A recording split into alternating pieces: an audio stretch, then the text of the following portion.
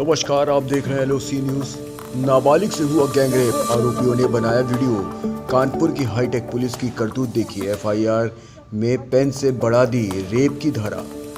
Kanpur commissionerate police का दिवालियापन देखिए। नाबालिग छात्रा की FIR में गैंगरेप की धारा बढ़ा दी अपने पेन से। हाईटेक पुलिस कंप्यूटर नहीं बल्कि पेन चलाकर करती है IPC की धाराओं में खेल। पीड़िता ने बताई कानपुर के बर्रा थानेदार की करतूत मीडिया के कैमरे पर। कानपुर पुलिस कमिश्नरेट के साउथ जोन के अंतर्गत आने वाली बर्रा थाना पुलिस ने नाबालिग लड़की के साथ हुई गैंग रेप की घटना पर ऐसी कार्रवाई की है कि हाईटेक पुलिसिंग के मानो सारे रिकॉर्ड ही ध्वस्त कर दिए हों। जी हां, उत्तर प्रदेश की हाईटेक पुलिस अब FIR तो कंप्यूटर से दर्ज करती है, लेकिन धाराएं FIR की कॉपी में अपना पेन चलाकर बढ़ा देती है। सिर्फ इतने ही नहीं, पीड़िता और उसके परिजनों की माने तो गैंगरेप की घटना को छुपाने के लिए पुलिस ने नाबालिग छात्रा को पहले धमकाया, फिर भी पीड़ित परिजनों के अड़े रहने पर बर्रा थाना पुलिस ने अपने पेन से FIR में धाराएं बढ़ाकर पीड़ित परिवारजनों को गुमराह कर दिया और चोरी छिपे गैंगरेप के कुछ आरोपियों को अरेस्ट कर छेड़छाड़ की मामूली धाराओं में दिखाकर कोर्ट में पेश कर दिया। कानपुर में एक नाबालिग छात्रा के साथ गैंगरेप होने के बाद पुलिस का ऐसा कारनामा सामने आया है जिसने पुलिस की कारगुजारी के सारे रिकॉर्ड तोड़ दिए हैं। कानपुर के बर्रा थाना क्षेत्र की नाबालिग छात्रा जो अपनी सहेली के घर से किताब लेकर लौट रही थी, उसी दौरान उसको मोहल्ले के 4 लड़के उठा ले जाते हैं। 2 दिन तक छात्रा को अनजान जगह पर रखकर उसके साथ गैंगरेप करते हैं। फिर अपने ही अन्य दोस्तों के साथ छात्रा का रेप कराने के साथ साथ वीडियो भी बनवाते हैं। उधर पीड़ित लड़की की मां बर्रा थाने में बीती 14 तारीख की रात को गुमशुदगी की सूचना लेकर पहुंची, जिसके बाद पुलिस युवती को ढूंढने लग जाती है और खोज निकालती है। छात्रा के अनुसार मोहल्ले के ही विकास राजपूत, सिद्धार्थ प्रिंस और ऋषि उसे कार से उठाकर ले गए थे। आरोपियों को जब पता चला कि पुलिस उन्हें खोज रही है तो बदमाश ने बीते 16 तारीख को उसे सड़क पर छोड़ दिया और भाग निकले। पीड़ित लड़की के अनुसार रेप के बाद उसके कपड़े खून से सन गए थे, इसलिए मुझे नहलाकर आरोपी लड़का अपने कपड़े पहनाकर सड़क पर छोड़कर भाग जाता है।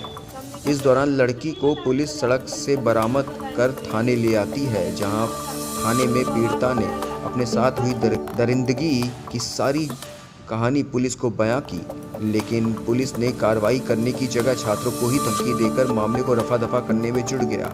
साथ ही पीड़िता को नसीहत दे दी कि कोई पूछे तो कह देना कि हम खिचड़ी खाने गए थे, बाकी बात किसी को मत बताना। और फिर बर्रा पुलिस लड़की को उसकी मां को बुलाकर सुपुर्द कर देती है। जब लड़की को घर में लेकर आती है तो लड़की रो रो कर उसे सारी दास्तां बताती है। इसके बाद मां फिर लड़की को लेकर थाने जाती है। लड़की के अनुसार बर्रा पुलिस उसकी गुमशुदगी की जो FIR दर्ज की थी उसे अपने ही पेन से IPC की धारा 376 बढ़ाकर पॉस्को लिख देती है और कहती है कि तुम्हारी रेप की FIR दर्ज हो गई है, अब तुम जाओ और कार्रवाई करेंगे। इसके बाद पुलिस ने 3 लोगों को गैंगरेप की जगह छेड़खानी की धारा में जेल भेजकर मामले को निपटा दिया। वहीं पीड़ित परिवार पुलिस को इस कार्रवाई से बिल्कुल बेखबर था। लड़की और उसके घर वालों को यही पता था कि FIR गैंगरेप 376 में लिखी गई है, लेकिन जब मंगलवार को लड़की के पास अदालत से बयान देने का नोटिस आया तो उसमें पता चला कि गैंगरेप की धारा 376 कहीं है ही नहीं। पूरा केस छेड़खानी में दर्ज किया गया है और आरोपियों को भी छेड़खानी में ही जेल भेजा गया है। अब लड़की उसकी मां आरोप लगा रही है कि पुलिस ने आरोपियों से मिली भगत की है। पीड़िता चैलेंज कर रही है कि अगर मेरे साथ गैंगरेप नहीं हुआ है तो मेरा नार्को टेस्ट करा लीजिए, सब साफ हो जाएगा। कानपुर पुलिस कमिश्नरेट के कारनामों की यूं तो लंबी फहरिस्त है, लेकिन ताज़ा कारनामा बेहद हैरान कर देने वाला है। सबसे ज़्यादा हैरानी की बात तो यह है कि योगी सरकार की सख्त नीति के बावजूद ऐसी हिमाकत करने की हिम्मत बर्रा इंस्पेक्टर मानवेंद्र सिंह जैसे थानेदार लाते कहां से हैं। वहीं इस पूरे मामले में ADCP अंकिता शर्मा ने इस मामले में बताया कि घटना में वैधानिक कार्रवाई की गई है। पुलिस ने धारा 363 और पॉस्को एक्ट में मुकदमा दर्ज किया गया है। जांच के लिए FSL जांच भी कराई जा रही है। उचित वैधानिक कार्रवाई की जाएगी। गए थे कॉपी लेने के लिए। सौरभ त्रिपाठी की खास खबर, LOC न्यूज़ कानपुर। जब वहाँ से हम अपने घर आ रहे थे तो रास्ते में 4 लड़के आए गाड़ी से, सफ़ेद कलर की कार से, और ज़बरदस्ती उठा के ले गए खींच के। फिर किसी सुनसान जगह पे ले गए, वहाँ पे और भी लोग आए थे, सबने मेरे साथ गलत काम किया, रेप किया मेरा।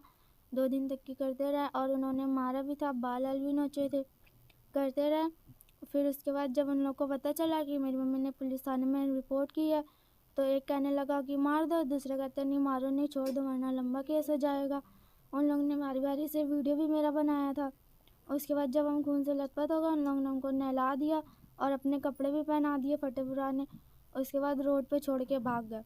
फिर हमने वहाँ पे हेल्प मांगी, वहाँ पे घर बना था, उसमें दुकान थी, वहाँ पे हमने अपना फ़ोन चार्ज करवाया। जैसे फ़ोन ऑन किया वैसे पुलिस आ गई, तो पुलिस अपने पास लेके आ गई। जैसे आई हमने उनको सब कुछ बताया, कहने लगी ये सब मत बताओ, तुम गरीब हो, ये सब मत बताओ, कह देना कि हम खिचड़ी खा रहे थे पुल के नीचे और हम लोग को सज़ा दे देंगे जो देनी होगी।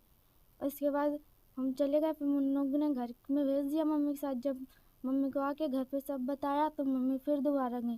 फिर वहाँ जाके मम्मी ने सब बताया तो उन्होंने गुमशुदगी की उसी FIR में सब लिख के दे दिया, पेन से सारा लिख के दे दिया, मम्मी को दे दिया। कहने लगे जाओ तुम्हारी रिपोर्ट हो चुकी है, FIR हो चुकी है, सारी कार्रवाई होगी।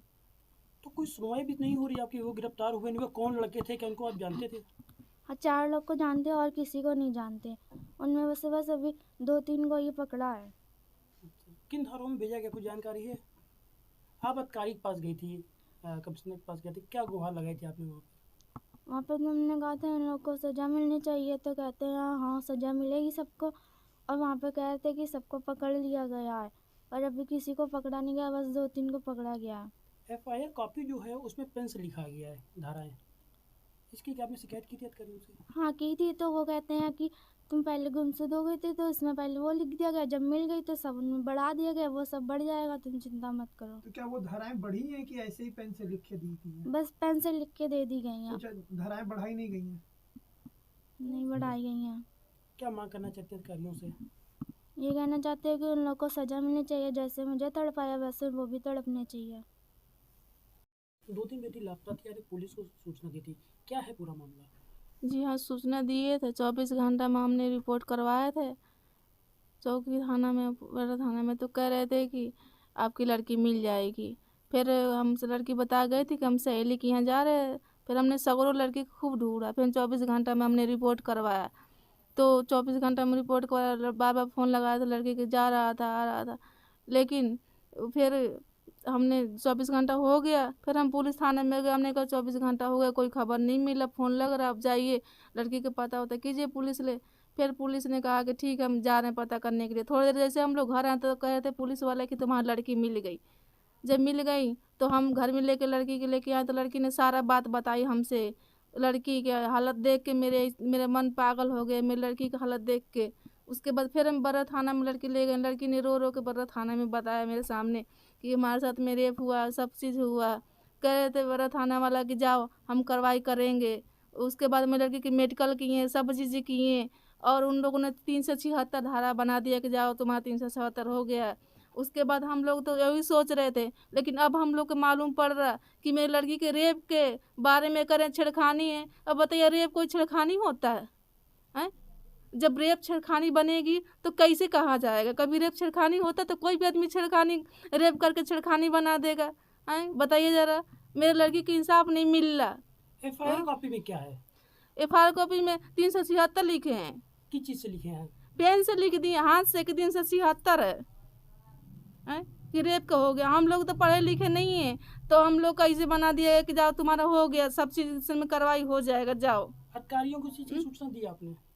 हमने सूचना दी तो हमने कहा था कि आप लोगों ने इसमें 376 लगा, तो आपने क्या लिख दिया है? आप लोगों ने कहा था कि रेप की धारा बना रहे हैं, अब तो मुजरिम जा रहे हैं छेड़खानी की धारा में, तो कह रहे थे जाओ कार्रवाई होगा, जाओ। हम लोग डर डर के ठोकर खा रहे हैं, इंसाफ के लिए मांग रहे हैं, कोई हमारा साथ नहीं दे रहा है। आप इंस्पेक्टर के पास गई थी, इंस्पेक्टर ने भी आपको धमकाया, किस तरीके से बात हाँ धमकाया, हमको जाहिल गंवार कह रहे थे, कहते लाठी बरसाओ, इन लोग पा के मेरे खोपड़ी खाती, हम लोग पर लाठी बरसाया जा रहा। अब मुजरिम घूम रहा और हम लोग के ऊपर लाठी बरसाया जा रहा। कोई मेरे कोई हेल्प नहीं कर रहा हमारा। आए कानून से तो मैं अब आप क्या चाहती हैं? कानून क्या? हम यही चाहते हैं कि हमारे लड़की के साथ रेप हुआ है तो हमको इंसाफ मिलना चाहिए हमारे, न तो जो टेस्ट कराना हमारे लड़की के टेस्ट आदमी करा ले। जी, थाना बर्रा में हुए रेप के मामले में पुलिस की कार्यशैली पर सवाल उठ रहे हैं, आप उसके बारे में क्या कहना चाहेंगी? देखिए, दिनांक 16 जनवरी 2023 को एक महिला के द्वारा शाम के समय ये सूचना दी गई कि उनकी 15 वर्षीय बेटी 14 तारीख से घर नहीं लौटी है। इस सूचना पर थाना बर्रा पुलिस के द्वारा धारा 363 में मुकदमा पंजीकृत किया गया एवं पीड़िता की तलाश शुरू कर दी गई। इसके बाद 17 तारीख को वो महिला अपनी पीड़िता बेटी के साथ थाने उपस्थित हुई और उनके द्वारा कुछ आरोप लगाए गए। त्वरित कार्रवाई करते हुए थाना बर्रा पुलिस के द्वारा तत्काल पीड़िता का मेडिकल कराया गया, उसका बयान दर्ज किया गया एवं अगले ही दिन पीड़िता के धारा 164 के बयान माननीय न्यायालय में कराए गए। धारा 164 के बयानों के आधार पर ही धारा 354 पॉक्सो एक्ट और SC/ST एक्ट की वृद्धि केस के अंदर की गई और तत्काल 3 अभियुक्तों की गिरफ्तारी कर उन्हें जेल भेजा गया है। और भी मेडिकल के दौरान कई साक्ष्य संकलन किए गए हैं जिनको FSL भेजा गया है परीक्षण के लिए। उस परीक्षण रिपोर्ट के आधार पर अग्रिम वैधानिक कार्रवाई की जाएगी और इस पूरे मामले में कठोरतम वैधानिक कार्रवाई बर्रा पुलिस के द्वारा की जाएगी।